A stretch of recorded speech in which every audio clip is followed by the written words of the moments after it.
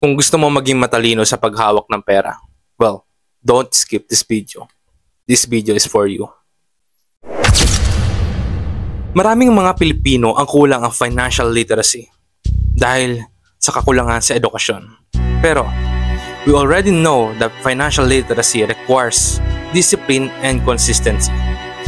Di lang basta alam mo ang pagbabudget, dapat ginagawa mo ito. You need to be consistent and have a discipline of doing it every day. Pero maraming mga Pilipino ang nagsisipag or they are working hard but not smart. They say that you don't need to work hard, you just need to work smart.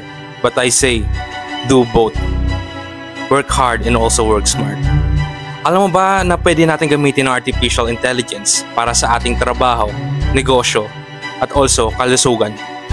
So, don't treat artificial intelligence na search engine lamang na parang Google. Treat it as a partner or a mentor na pwede ka tulungan sa araw-araw.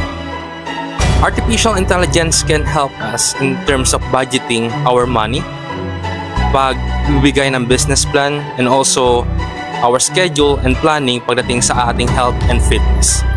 There's a lot of uses ang artificial intelligence, and we all know a lot of Filipino people who work their asses off all night long biglang nagalaho na parang bula dahil nagkakasakit sila. So, we need to integrate health and fitness sa financial literacy. Dahil yung mga pinaghirapan mong pera na yan, mawawala lang na parang bula pag nagkasakit ka. So, be careful and take care of your body. Dahil sa mundong ito na patuloy na lumalago ang teknolohiya natin, ito ang kinabukasan na hindi natin maiiwasan. It is inevitable. Mas lalo pang lalaganap ang artificial intelligence. At nakikita naman natin na ang artificial intelligence ay patuloy na nagagamit kahit saan at kahit sino na ang gumagawa nito. Na nakakatulong rin at the same time, nagkakaroon din ito ng hindi magandang epekto. Pero hindi natin ito maiiwasan. Kaya mag-focus tayo sa magandang epekto ng artificial intelligence. Ngayon, alam mo na ang mga idea and tips para makasabay sa mundong ito. Now, stop making excuses na di ka nakakapag-budget at di ka nakakaipon. Just do it and try it. Even if na bumagsak ka, bumangon ka lang. You will become successful in life. And also, the CEO of NVIDIA once said,